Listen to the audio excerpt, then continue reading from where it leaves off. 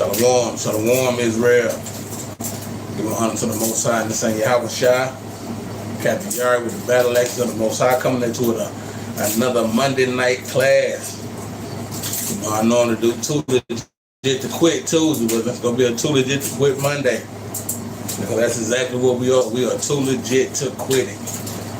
All praise to the Most High God and His Son Yahweh for giving us the opportunity of grace to be able to come to the brothers and sisters with another class. Pray to the Father that He is with us through the Spirit tonight. I know we're in the end of Tabernacles, but again, happy Feast of Tabernacles for all those that kept the commandments of the Most High God, that have kept the commandments or soon to be keeping the Tabernacles. Happy Feast of Tabernacles for every brother and sister. We had a great time, brothers and sisters. I know y'all still tired. I am too. I just wanted to come online, give a quick little lesson tonight, quick little spiritual guideline breakdown for my brothers and sisters. Shalom, shalom, shalom. How you doing, Zamata? So I just wanted to come and holler at the bruise, man, real quick. Like I said, we just came off Tabernacles, all praise to the Father. Today's class is who can't keep the commandments? Who can't keep the commandments? I don't know what these people be talking about. Because we are showing the nation that we can definitely keep the commandments.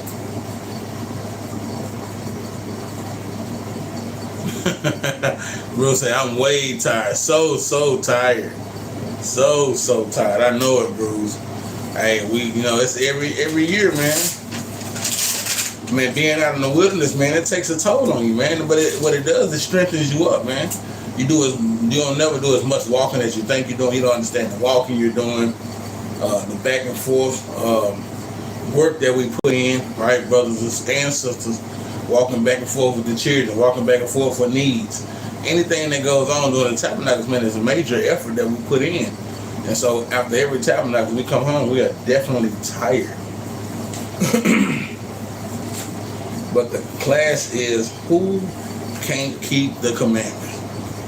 Everybody want to talk about what they can't do. You got to put yourself in there, because the Israelites, the Battle Axes, all the bruise, man, we showing you that we can keep the commandments of the Most High God. All right, so I don't know who it is. If they can't keep the commandments, it's because they what? They lost, because they got excuses, because they're not strong enough, they're still weak in the spirit. All right, it's a lot of things that are with them why they can't keep the commandments. So yeah, that's the name of the class, who can't keep the commandments, because we are showing the brothers and sisters that we can. Let's get Isaiah 49:6 right quick. Won't be a long class, but I just wanted to touch brothers and sisters right after the Tabernacle. We just came back. Like I said, we had a great time. Shout out to the Battle Axe family for a great Tabernacle. Brothers and sisters that came even from out of town, our brothers that came from out of town, and sisters. And if you didn't get to come, man, shalom, man. A lot of times, it's not, we in captivity, and it's kind of hard, man, sometimes for us to try to get and do what we need to do, man.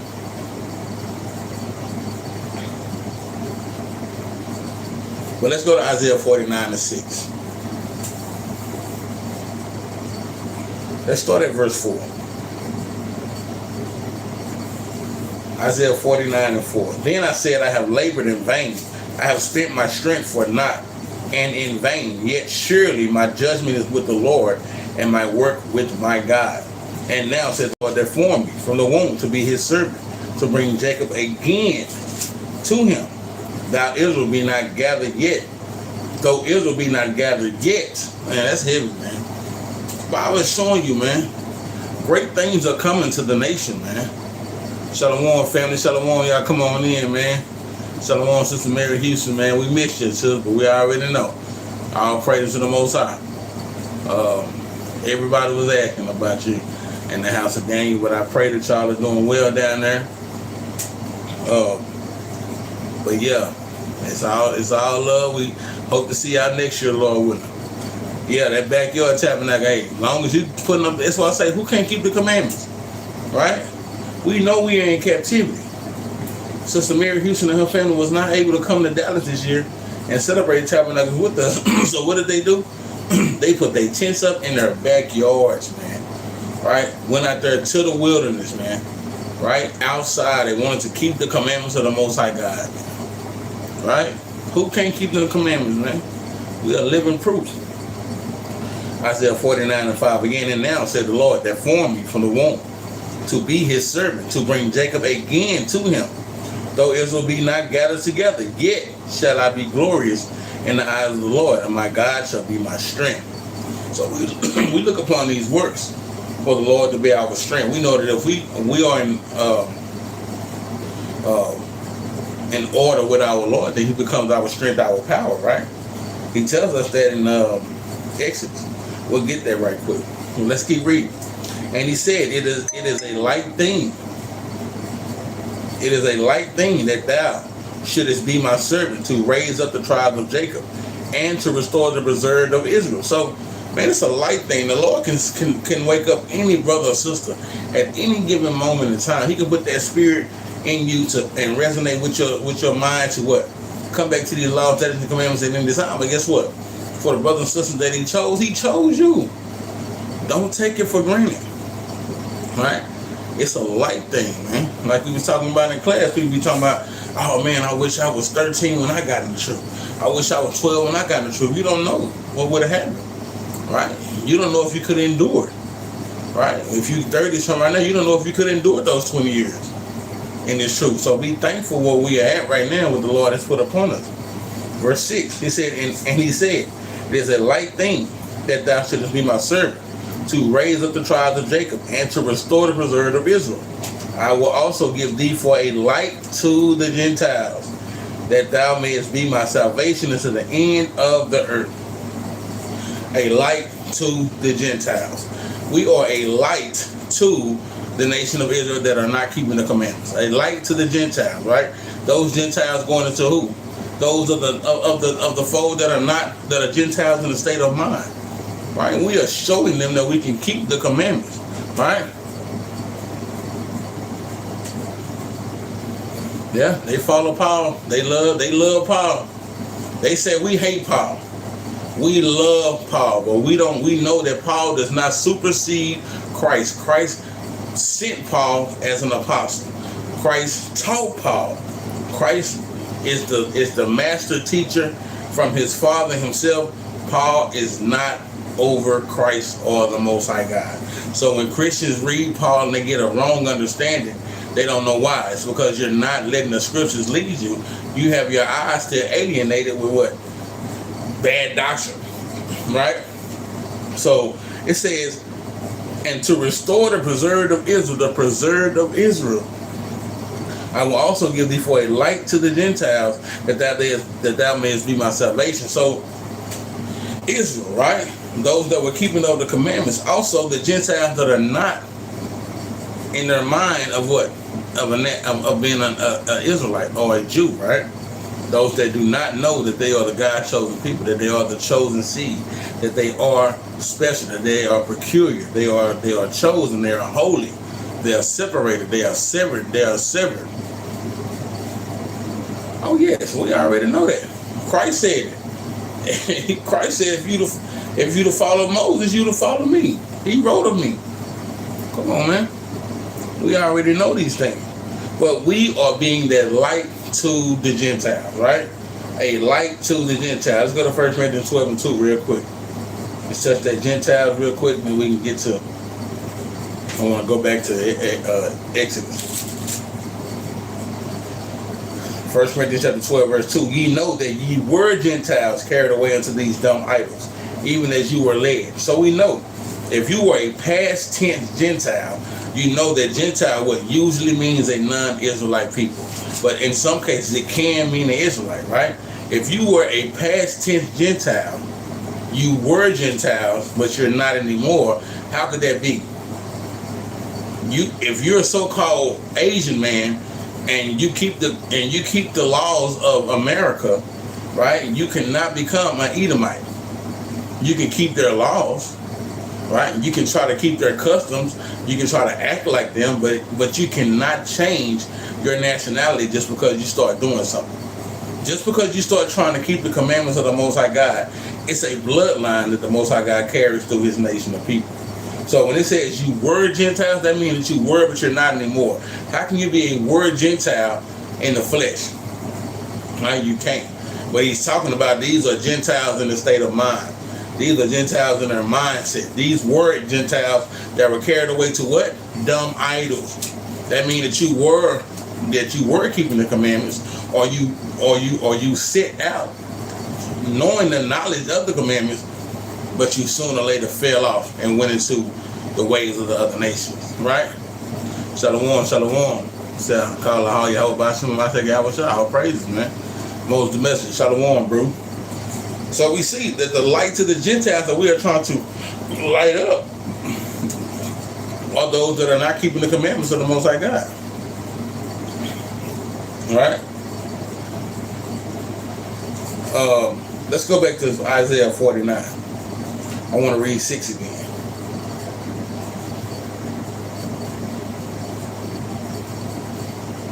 Now I want to read 5. Let's read 5. Isaiah 49 and 5. And now said the Lord that formed me from the womb to be His servant, to bring Jacob again to Him. Though Israel be not gathered, yet shall I be glorious in the eyes of the Lord, and my God shall be my strength. The Most High God will be the strength of Israel only if we obey His commandments. Let's go to Exodus right quick. How is the Most High God going to be our strength?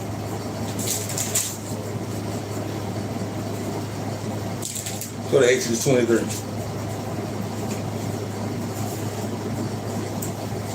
Let's start at verse 20. Exodus 23 and 20. Behold, I send an angel before thee to keep thee in the way and to bring thee into the place which I have prepared. Beware of him and obey him. Shalaki, beware of him and obey his voice. Provoke him not, for he will not pardon your transgressions, for my name is in him.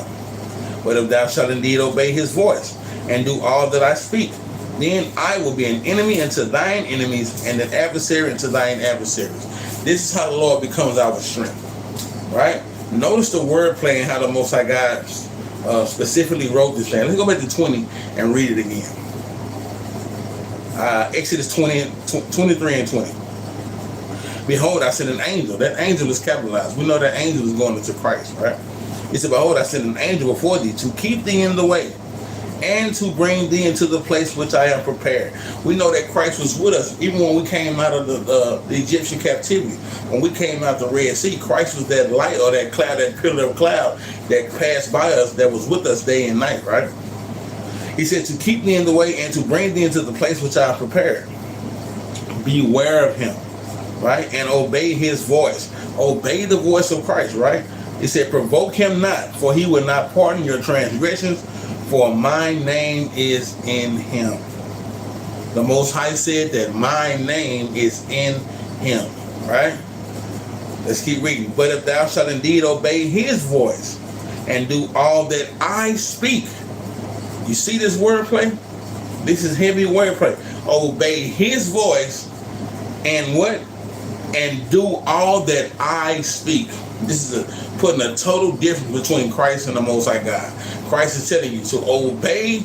The Most High God is telling you to obey Christ's voice. But the obeying that is coming, that the words that he's giving, it comes from me. Jesus is a Jew with a terrible Jew nose. What?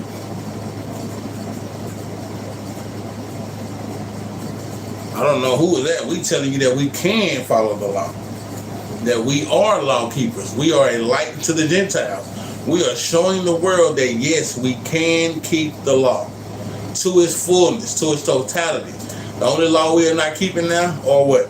Sacrificial laws. That's the only laws we're not keeping, because Christ was sent to be the ultimate sacrifice for us to shed that blood to what? No longer do blood sacrifice or animal sacrifice. Now we become that sacrifice with our bodies. So Again, verse 22, heavy wordplay that we got to make sure we don't overlook. But if thou shalt indeed obey his voice, who is his Christ, and do all that I speak, who is I? The Most High God. Then I will be an enemy unto thine enemies and an adversary unto thine adversaries. So this is how Christ becomes our strength. So let's read that again in Isaiah 49. So how do Christ become our, how does the Father be our strength? By obeying his voice, by obeying Christ. This is how we become, this is how the Father becomes our strength. Let's read that again, Isaiah 49 and 5. And now said the Lord that formed me from the womb. We know that is the Most High God. To be his servant, to bring Jacob again to him. Though Israel be not gathered, yet shall I be glorious in the eyes of the Lord, and my God shall be my strength. The Most High God will be our strength by what? By us obeying the words of his Son. Right? It's simple. Right? The Most High God gave Christ the authority to be that ruler, that leader over us. Let's go to Isaiah right quick. 9. Let's go to Isaiah 9.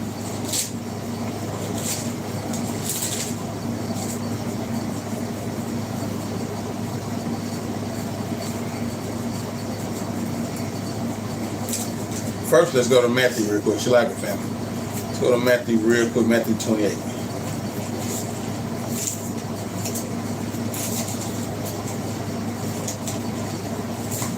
See, because when we read in Exodus, the Lord gave, he said, this angel, beware of him, obey his voice.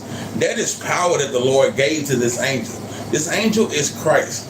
Let's back that up with scripture to show that this is Christ that he's referring to. Matthew 28 and 17. There is no distinction in the Mosaic law. Tell me what you mean. Tell me what you mean there is no distinction in the Mosaic law. Clarify the statement. It says Deuteronomy 23, 13 to 21. Do you follow that? We're going to go to that next. Matthew 28 and 17. And when they saw him, they worshiped him, but some doubted. And that's what's going on. The light to the Gentiles, some Gentiles, they doubt. Some of these Northern Kingdom Israelites, some of these Jews, right, Jake, they doubt. A lot of people doubt Christ, man, right? It said, and Yahushua came and spake unto them, saying, all power is given unto me in heaven and in earth. So all power was given to Christ, right? All power was given to Yahweh by Hashem, man. Through what? All power was given to Yahushua through Yahweh by Hashem, man. So just to clarify, Exodus 23 and 20 showing you that yes, the Most High God did give Christ that power, right? He called him that angel. Told us that if we obey that angel, that he would definitely be our strength, right? Let's go to Deuteronomy 22. Somebody said Deuteronomy 22 and 13. Do you follow that law? Right?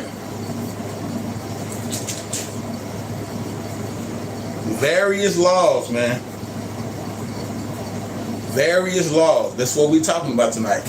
Yes. Who can't keep the commandments? We can. I don't know who can't, but we can. Let's start at 22 and 1. Thou shalt not see thy brother's ox or his sheep go astray, and hide thyself from them.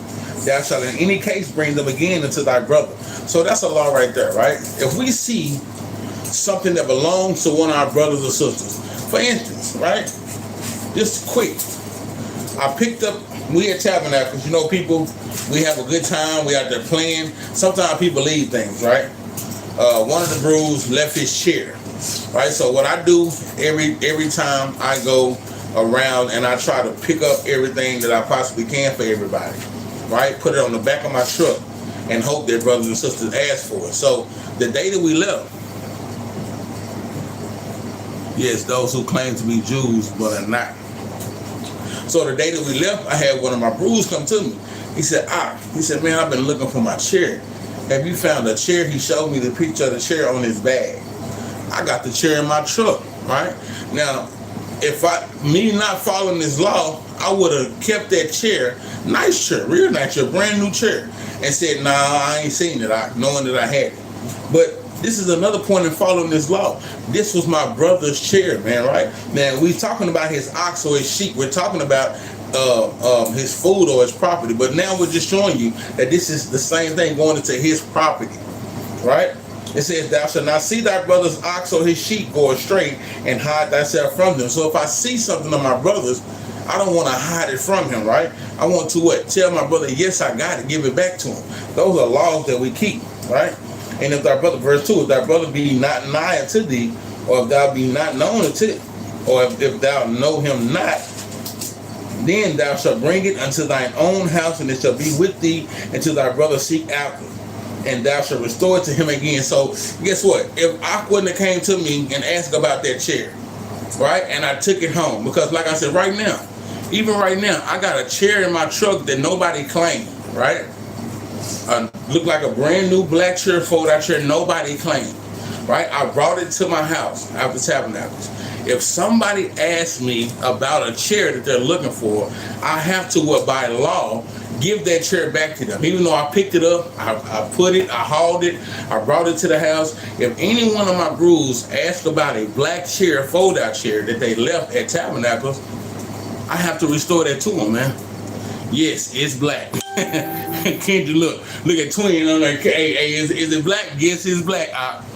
It's black. It's a little bit of like new fold-out chair. So if you lost one, let me know. I got it in the garage. I just put it up. So yes, we keep laws, various laws. Now let's go to. He said 22 and 13. Let's drop down. It says, let's start at 12. Shoot, let's start at 11 because that's heavy. Because this is a hard law, right? But we definitely try to keep this as much as we can. He said, I think it's bro. Okay, well, just let me know. Shalom. If whoever it is, tell them to reach out to me. I do have a black chair. That is not mine. Deuteronomy 22 and 11. Watch this. Thou shalt not wear adornment of diverse sorts, as of woolen and linen together. Now that's a hard law, right? We shouldn't even wear a garment that is mixed fabric, right? If I have a shirt on, I wish I could look and see what this shirt is made out of. I have a shirt down here. Oh. Let's see. This shirt is 100% cotton. So that would be fine according to the law, right? But if I have another shirt that's 50% cotton, 50% polyester, that's not acceptable to the Most High God. Now, we try our best to wear shirts that are 100% in wool, or 100% in cotton, or 100% in whatever the case may be. However, we are under grace, right? So if that we don't own no textiles, right?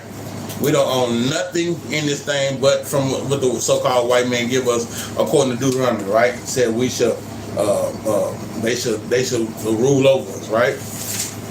It said in one of all things. So yes, we try to keep that law within itself, right? To try to wear what full wool or linen together, 100% garment.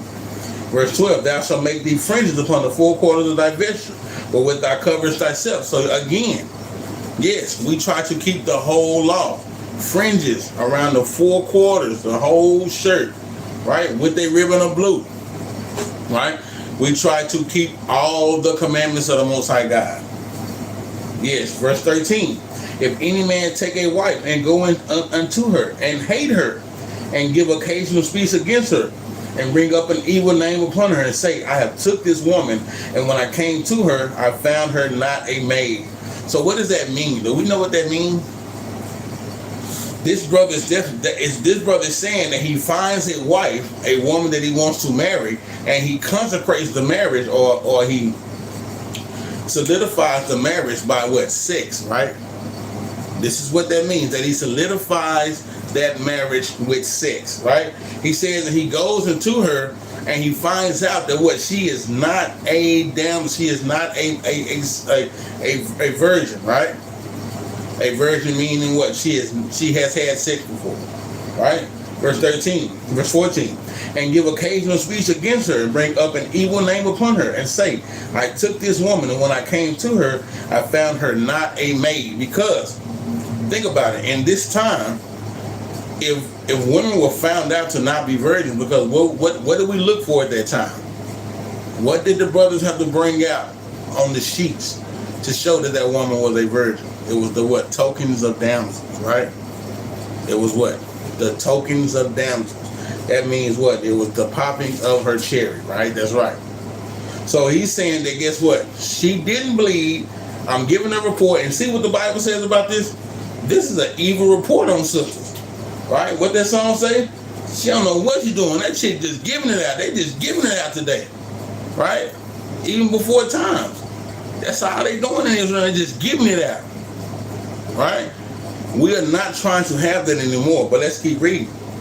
It says, then, verse 15, then shall the father of the damsel and her mother take and bring forth the tokens of the damsel's virginity unto the elders in the city of thy gate. So, in this time, they were to what? Bring the tokens to the elders, right? And show, hey, we on this white sheet. This white sheet has no blood on it. Hey, take it to her father. Hey, your daughter is not a virgin. She's lying, right? Verse 16, and the damsel's father shall say unto the elders, I gave my daughter to this man to wife, and he hated her. So if there were blood on the sheet, then what? He could have got out of that by actually taking the sheet and showing, right? And now his argument could be, well, this man now doesn't want to marry my daughter. He hates my daughter now, right? No, not at this time. The law is to be kept forever, per the text. So that's where you're going. Let's keep reading, because we're going to get the whole understanding, right? And the damsel's father shall say unto the elders, I gave my daughter unto this man to wife, and he hated her. And lo, he had given occasional speech against her, saying, I found not thy daughter a maid, and yet these are the tokens of my daughter's virginity. And they shall spread the cloth before the elders of the city. And the elders of that city shall take a man and chastise him. Right? So, again, I see where you're trying to go now. But guess what? In this time, yes, now, these days, what? There's not too many, first of all, not too many virgins out here, right? Nobody's going by this law anymore but the Israelites. Guess what? Our brothers are raising their daughters to be what? Virgins, right? Chaste, right? So, in this time period, you were to give your daughter away, right? The father, it was the father's job to give that daughter away, right? Now, shoot, like you said, they just giving it out. Ain't no father F you. You ain't gonna, no matter what it is, right? But yes, our men that have daughters are now looking over our daughters and saying what? You cannot have sex. You cannot marry my daughter, right? I will give you my daughter if I see that you are a mannerable young man, if you are keeping the commandments. So yes, we are trying to keep this commandment. Not saying that it's being kept in its fullness or totality, no. But that's another part. The part you're missing is Christ gave us grace. Grace. Right? We're not trying to break this commandment in its whole. If we have young sisters in our churches right now that the fathers are what? Making sure that they stay virgins, right? They're trying their best to make sure they stay virgins, right? But we are trying to implement this back into the nation of Israel. So yes, we are trying to keep all these laws, right? We want to keep every law that is possible, right? Because this law is not for men. Who is it for? It's for women, right? It's for daughters. It's for young ladies, right? But see, and that's the thing about it. All laws are not for everybody. Some laws are for men. Some laws are for women. Some laws are for wives. Some laws are for children, right? It just depends on what it is. Deuteronomy 23. Let's see if you're keeping this law. Let's see if you keep this law. Deuteronomy 23 and 6. Thou shalt not seek their peace, nor their prosperity all the days forever. Are you seeking the peace of any other nation? Are you seeking the peace of the heathen? Do you care about the heathen? Do you like the heathen? Do you not have a problem with the so-called Asian man, the so-called Ammonite? so-called Assyrian, do you keep that law? That you should not seek their peace nor their prosperity all the days of your life? See, that's what we're trying to get back into, right? Yes, we just came from keeping the Feast of Tabernacles. Or did you keep the Feast of Tabernacles this year? Who was that brother name? Dr. Jones. So you don't keep that law. Why? Brother, I don't have a daughter. What are you talking about? Did you just not hear me? That is a law for women and fathers with daughters. I don't have a daughter, brother. So you can't throw that out at me. If you want to throw that at somebody else, that's fine. Right? You call my sin out according to what you see or you hear. I don't have a daughter. I don't have to, that law doesn't pertain to me right now. I have a wife, right?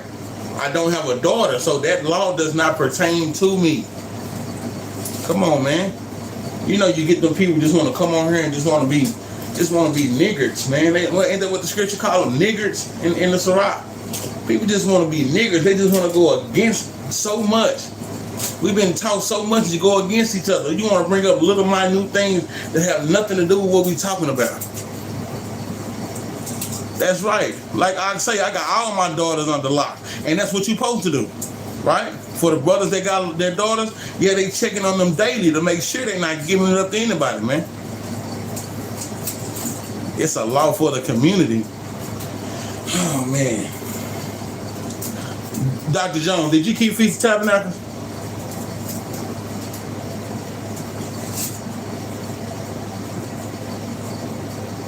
Dr. Jones, did you keep Feast of Tabernacles?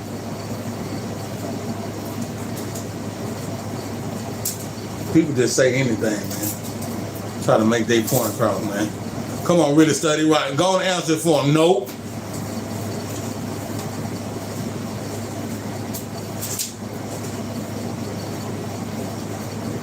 Did you keep Feast of Tabernacles, Dr. Jones? Stop talking about anything else. I answered your question. You asked me to go to Deuteronomy 22. I read it all the way down and through, and I gave you my insight on it. So now, my question is, so he said, I never claimed to follow the law. You did. This class is for you. So then you need to listen, right? You need to listen, because we are law keepers over here, and we're trying to keep the law to the best of our ability, man. I'm going to tell you, we still are not at 100%, nor will we ever be at 100% of keeping all the laws, but that's not what the Bible says. The Bible says that a just man falleth what? 7 times. And what? Rises up again. So what does the word just mean? See, y'all looking at perfect in the world. We're looking at what perfect is according to the Bible. Perfect in the Bible is that you are striving for perfection. Right? We still have a long ways to go, brother. I'm 42 years old. I've been in the truth 8 years. Do your math. 42 minus 8. 34 years, I was not keeping the commandments of the Most High God. Compared to the 8 years that I have been keeping the commandments. What kind of balance is that? Is that a just weight and balance? No. I got a lot of work need to be done, man. And every brother and sister on here can account for that. Right? I've been in the truth 8 years. Some people been in the truth 5 years. Some people been in the truth 1 year. Some people been in the truth 12, 15 years, right? But it still doesn't add up to what they were doing outside of the truth. So we coming back to these laws, man.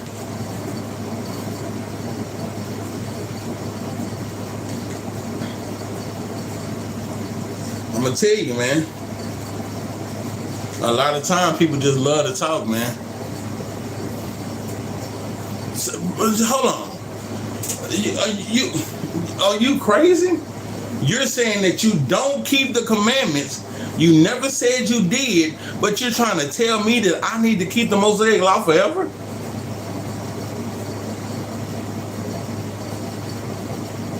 So we ain't going nowhere else. Dr. Jones, do you or do you not keep the commandments?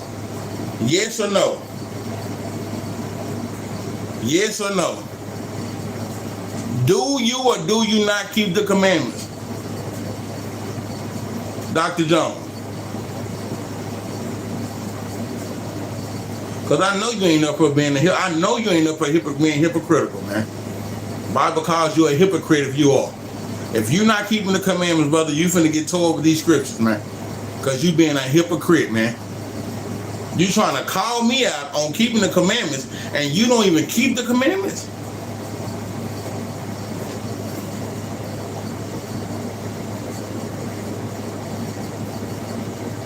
Come on, man. Yes or no? It's real. You got all this typing in it. And you got all this typing. Yes or no? Do you keep the commandments? Yeah. You see how people run from the truth? That's whack, man. That's why we call y'all whack butts out, man. We gonna show y'all that we can keep the commandments, man. Y'all ain't no commandment keepers. Y'all just frauds in front of us, man.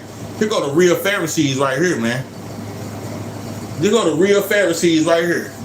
Do a lot of talking, word of mouth. They got a lot of lip play, but they don't do nothing that the Lord tells them to do. You ain't answered no questions. Have you kept the commandments? Did you keep Feast of Tabernacles? Do you even keep any law, statutes, and commandments? But you on here trying to tell somebody they not keeping Deuteronomy 22. Yeah, you know he Christian shuffling, jucking and jiving. You need to take that doctor out front of your name. You ain't no doctor. We the doctors, we the ones out here trying to get this word from being so sick, man. Let's go to 1 Peter, man. Dudes be out here trash, man. Again, I'm finna block you. Oh, all right, cool. Let me block you. You ain't answer no questions, so you go get blocked. Go to somebody else's page playing games. If you can't answer the question, I'm gonna block you. Do you keep the commandments? Yes or no? Yes or no? Do you keep the commandments, Dr. Jones? You got one more chance. You got about 10 seconds. All right, well, say that then. Yeah. No, you don't. No, you don't. So you are a hypocrite. You are telling us that we have to keep the commandments, but you yourself are not keeping a single commandment of the Most High God. That's crazy work, man. That's pitiful, man. That is pitiful, man. This is what you get. These are the kind of people you get. I'm talking about keeping no commandments, man.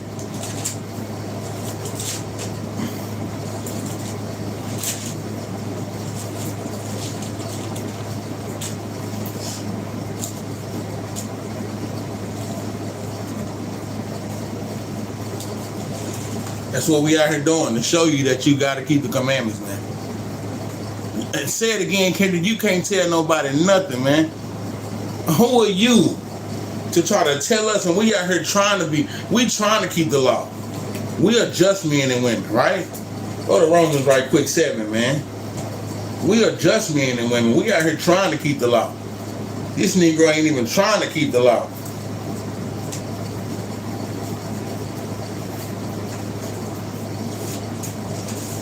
What's your nationality, man? Mr. Jones? What's your nationality, man? Cause we got to go through that with you. Or you a so-called black man? You a so-called African American? That's all he wants, some attention. Romans 7 and 12.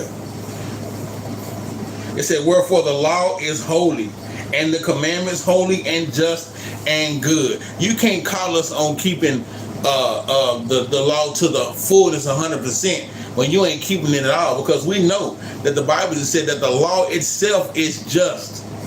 What does just mean? Who got the precept to just?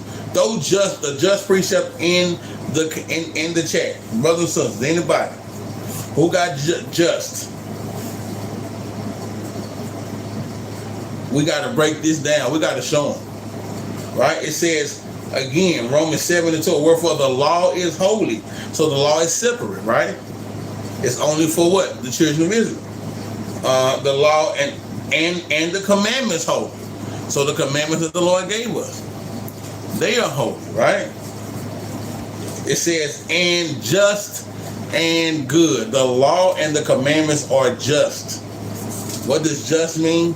Just means that what? You're going to fall at the law sometimes, but you still keep pushing.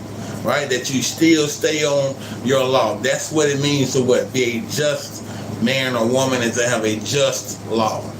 That's how much our Lord loved us, that he made the law and the commandments even just for themselves, right?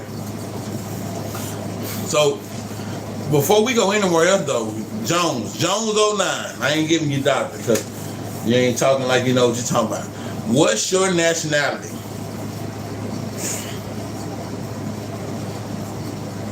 What's your nationality?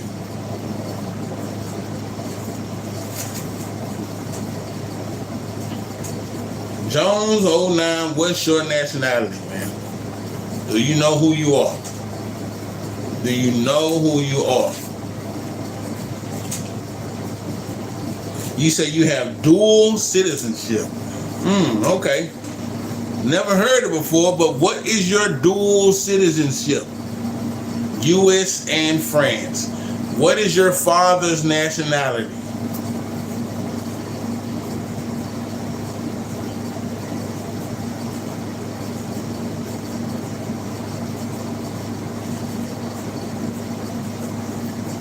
What is your father's nationality? Look, we already know. We're going to take them through that. We already know what it is. Your father's from France.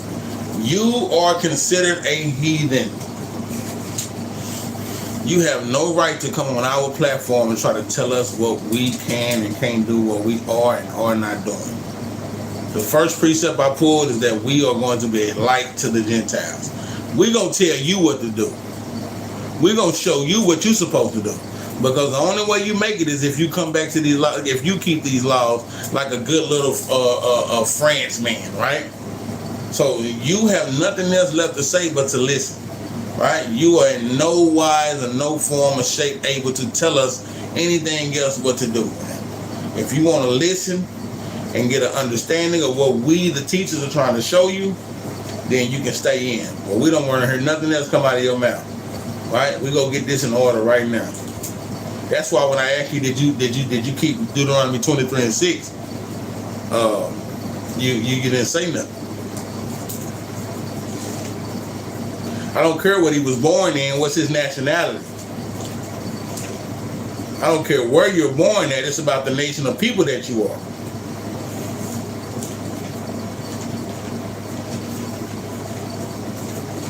You gotta understand that. That's what we are here to show y'all, man. Go to Numbers right quick, 1 and 18 real quick. Numbers 1 and 18. It can't be both U.S. and France. Let's read this. Like I said, just listen. Pay attention. Pay attention, heathen. And they assembled all the, Numbers 1 and 18. And they assembled all the congregation together on the first day of the second month. And they declared their pedigrees after their families by the house of their father, according to the number of the names of the 20 years old and upward by their polls. You are declared your nationality by your father. Nationality, ethnicity, yes. Nationality. You can't be two nationalities. You can't be U.S. and France. Your father has one nationality. Only one bloodline. And you determine nationality by the father. Right? The mother is the carrier of the seed. The father produces the seed. That's how we know, man. That's how we know. A heathen come on here trying to tell us what we ain't doing, man. You better stop touching our book. We ain't told you to touch our book like that, man.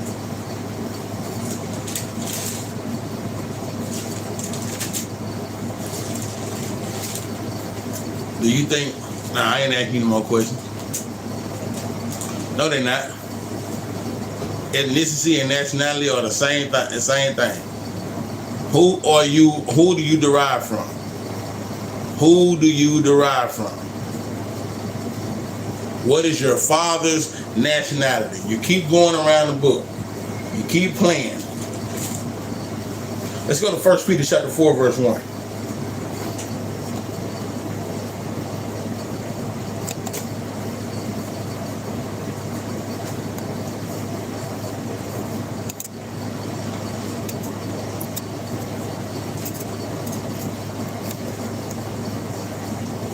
Yeah, by definition, you finna go buy Felicia.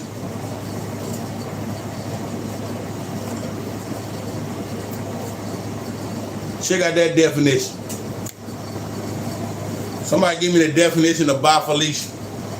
We ain't finna play with you. National ethnicity don't need.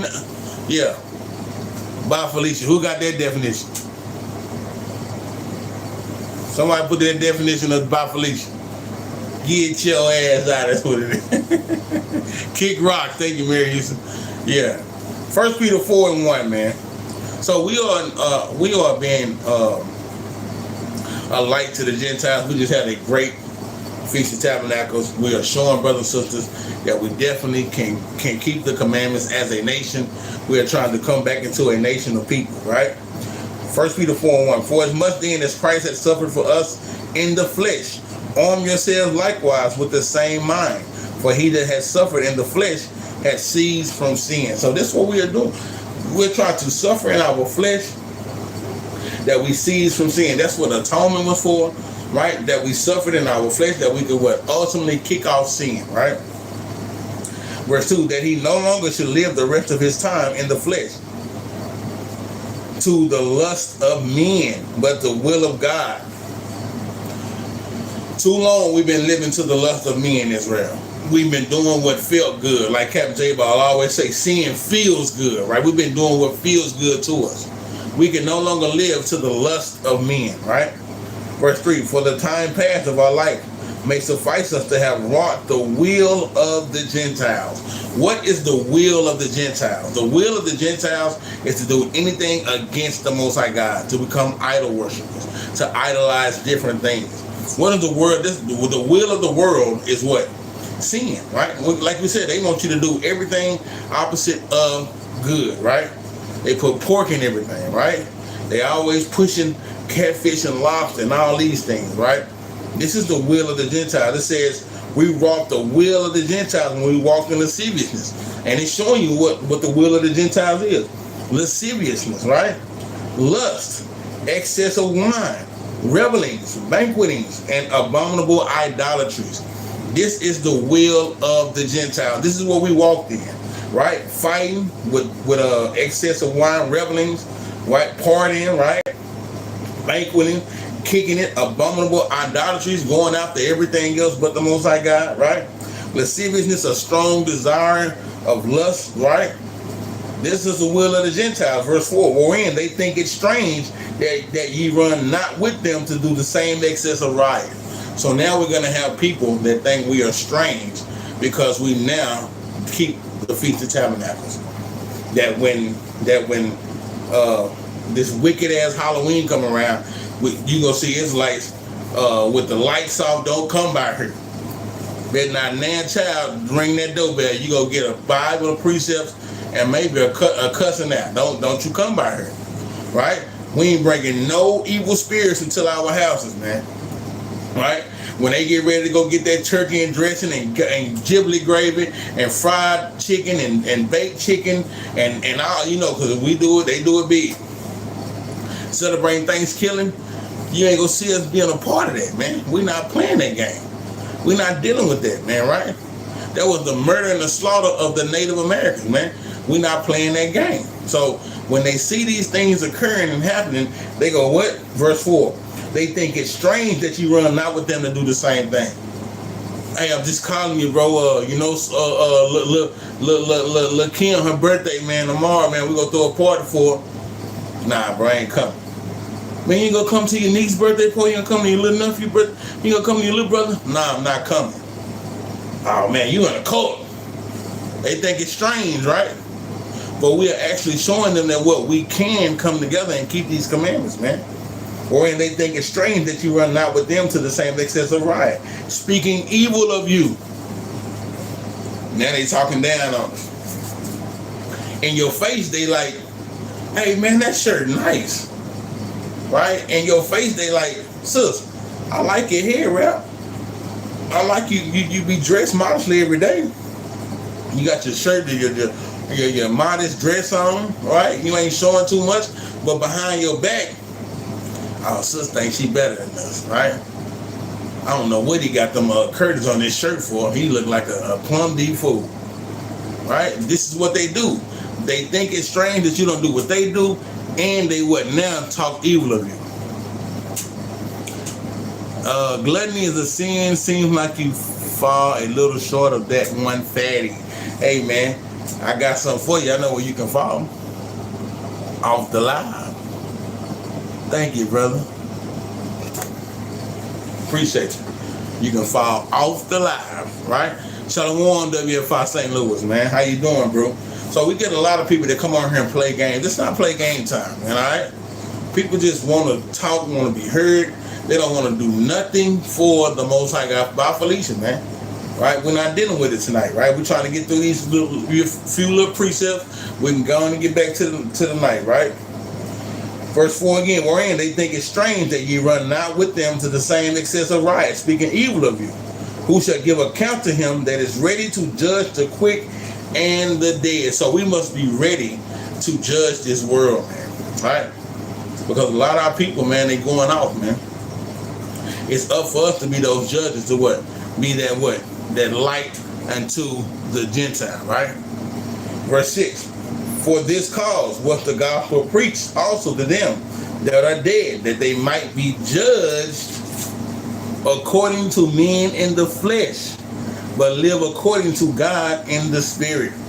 So that's another precept for judging, y'all. They have to be judged by men in the flesh, man. By men in the flesh. Shalom, my we are, man. All praises, man. Can you touch up on when the Bible refers to Christ as the second Adam? Right. So to be judged by men in the flesh, right? This is who we are. We are now what? Judging the world. And that's what they don't like. See, it's fine if they see us keeping the commandments of the Most High God, right? Doing our own thing, right? But when we go out and now judge them, now that's when the problem comes, right? That's when it starts becoming a problem to them.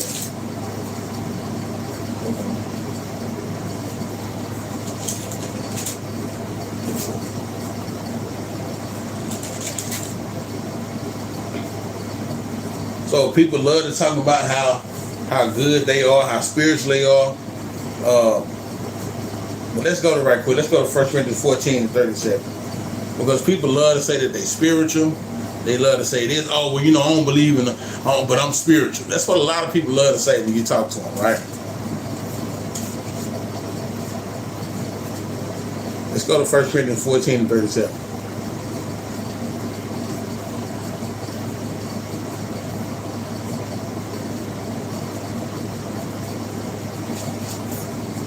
First Corinthians 14 and verse 37. If any man think himself to be a prophet or spiritual, let him acknowledge that the things that I write unto you are the commandments of the Lord. They can't get around this, man.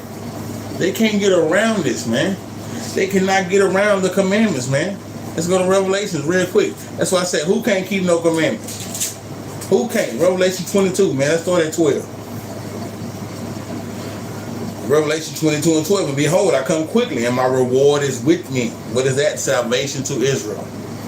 To give every man according to his work shall be. I am Alpha and Omega, the beginning and the end, the first and the last. 14 is the point. Blessed are they that do his commandments, that they may have a right to the tree of life, and may enter in through the gates into the city. Blessed are they that do his commandments, man. Come on, man. That's in the last book of the Bible. The last book of the Bible tells you, blessed are they that do his commandments, man.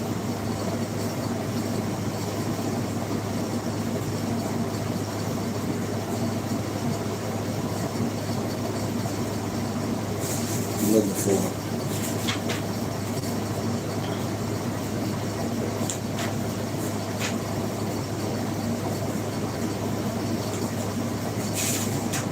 Let's go to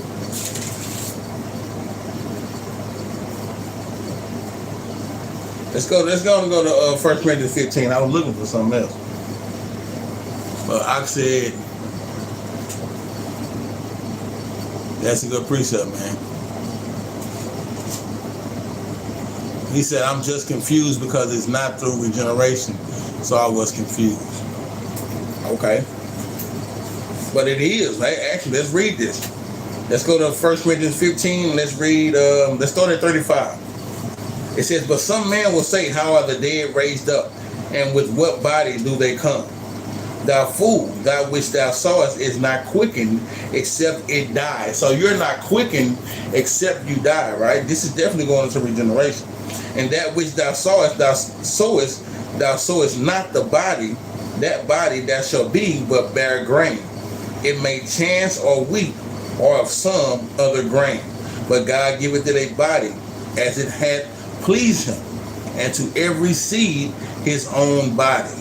All flesh is not the same flesh, but there is one kind of flesh of men, another flesh of beasts, another of fishes, and another of birds. So we know this is where we go to when we show brothers and sisters that guess what? Angels did not sleep with men because flesh are not the same, right? Verse 40, there are some also celestial bodies and bodies terrestrial, but the glory of celestial is one and the glory of terrestrial is another. So you have angels and you have what? Human bodies. They are different. They are different. Their glory is totally different. Verse 42. So also in the resurrection of the dead, it is sown in corruption. It is raised in incorruption. Right. So it's sown in corruption, but it's raised in incorruption. Yeah, we switched for the time being right now because I got Tuesday night. I be having things I be having to do right now. Verse 43, it is sown in dishonor. It is raised in glory, right? It is sown in weakness. It is raised in power. Think about how Christ, right, was tempted, right? He became very weak on that cross, right? Christ even said, Lord, if it's another way, please let it be, right? But he said, nevertheless, your will be done. So Christ was weak at this time, right? It says he was sown in weakness and raised in power. But we know Christ was raised to be what? In that power, like he said in Matthew 28, that all power was given to Christ. It is sown a natural body. It is raised a spiritual body. Think about it. Adam was deceived what by the woman, right? That was the weakness, right, of Adam, right? Genesis 1. Let's go there real quick.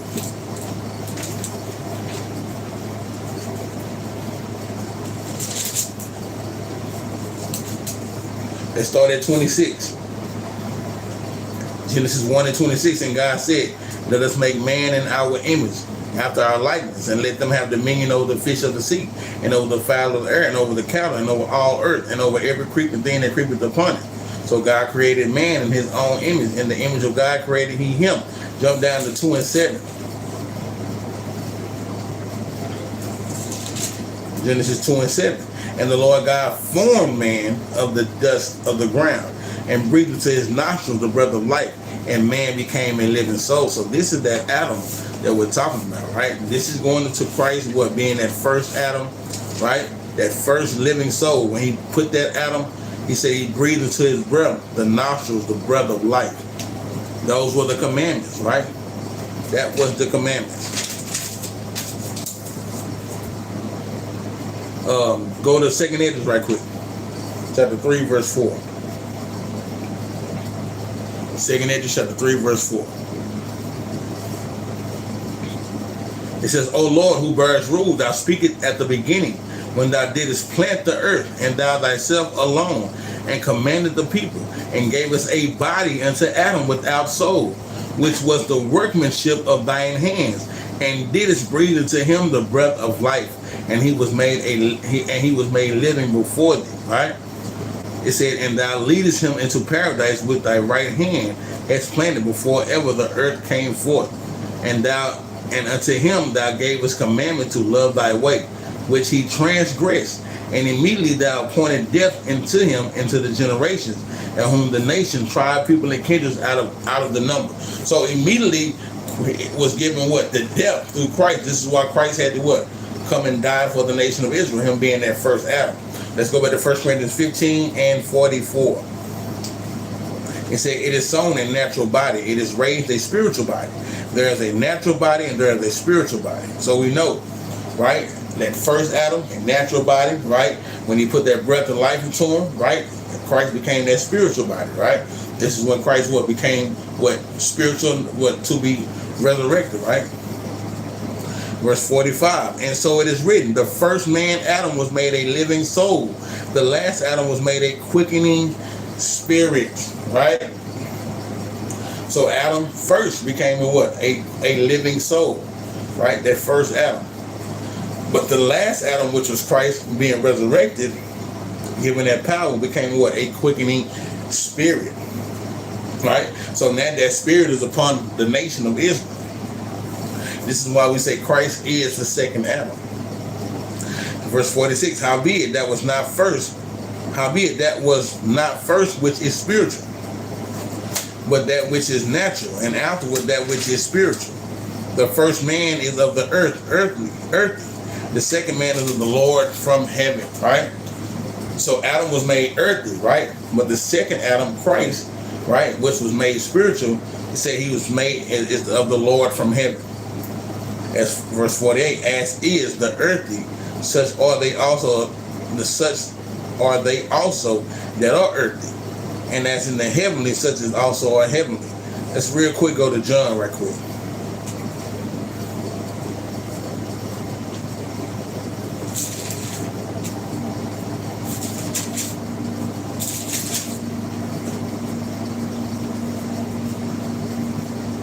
John chapter 8, verse 40. That's 8 and 23. John 8 and 23.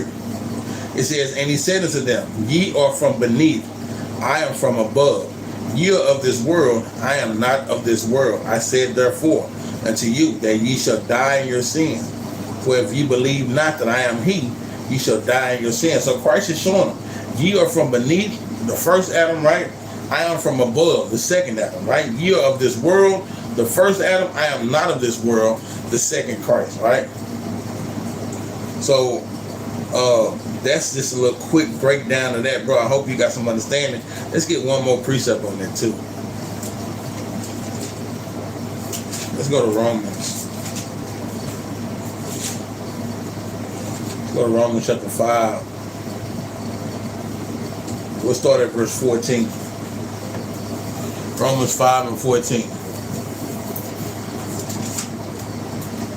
It says, nevertheless, death reigned from Adam to Moses, even over them that had not sinned after the similitude of Adam's transgression, who is the figure of him that was to come.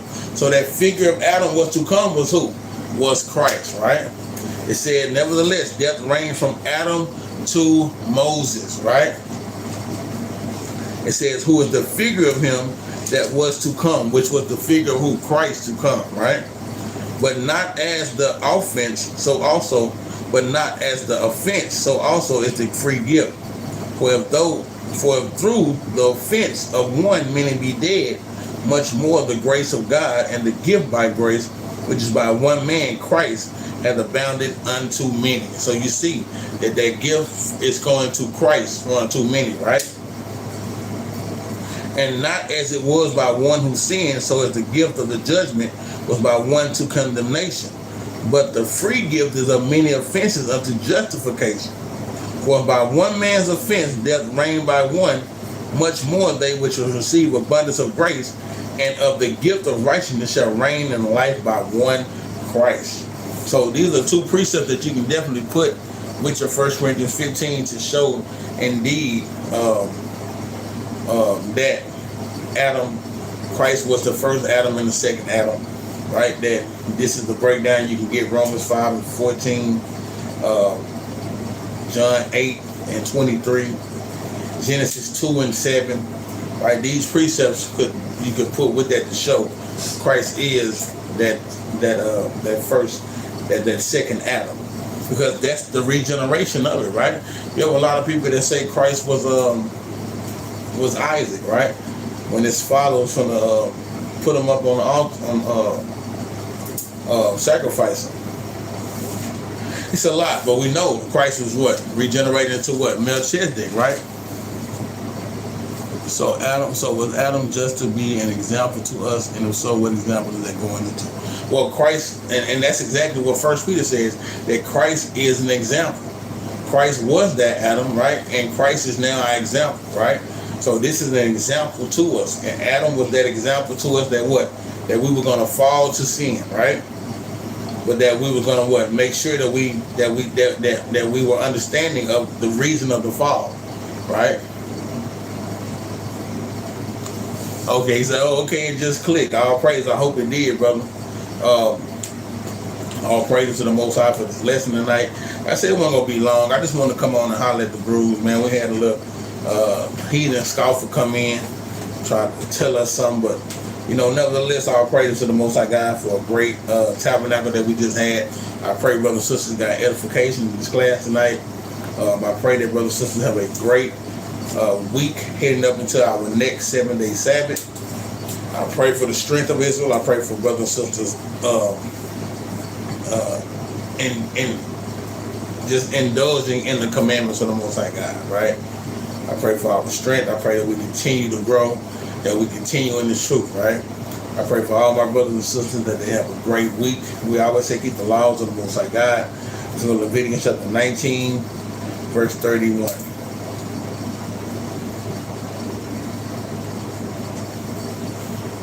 Leviticus 19, verse 31.